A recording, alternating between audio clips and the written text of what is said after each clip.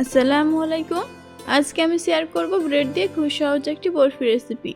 এই রেসিপিটা খুবই কম উপকরণে মাত্র 10 মিনিটে বানিয়ে নেওয়া যাবে, আর এটা খেতেও কিন্তু খুবই ভালো হয়।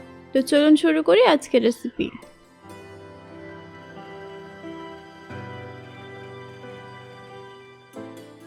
প্রথমে এখানে আমি একটা বোলের মধ্যে 6টা পাউরুটি স্লাইস নিয়েছি।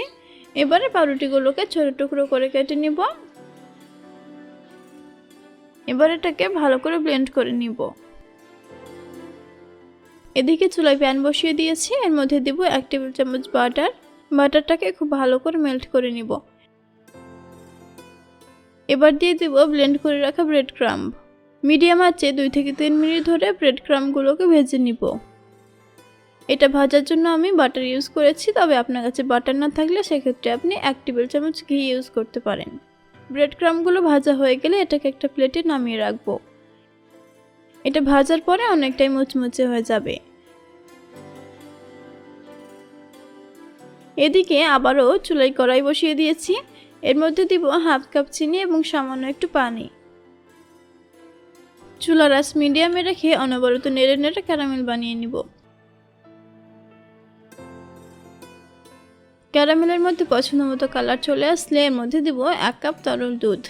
দুধ দেওয়ার সাথে সাথে ক্যারামেলটা জমে যাবে, তবে ভয় পাওয়ার কিছু নেই। দুধ কিছুটা ফুটে আসলে এটা ঠিক হয়ে যাবে। চুলার আঁচ লোতে রেখে ভেজে রাখা ব্রেড ক্রাম্বগুলো অ্যাড করব।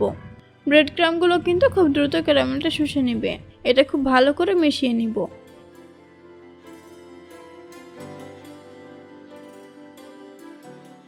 এবার অ্যাড করব 1/4 কাপ গুঁড়ো দুধ।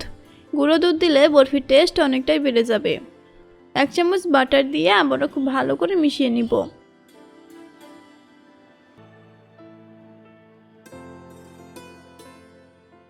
এখানে আমি একটা অ্যালুমিনিয়ামের মোল্ডের মধ্যে অল্প একটু তেল ব্রাশ করে নিব। এবার পাউরুটি মিশ্রণটা মোল্ডের মধ্যে নিয়ে স্প্যাচুলা দিয়ে সেট করে নিব। এবার এটা 1 ঘন্টার জন্য রেস্টে রেখে দিব, যেন এটা একটু ঠান্ডা হয়েছে এবং বরফিটা একটু সেট হয়ে যায়। 1 ঘন্টা পর ডিমোল্ড করে নিব।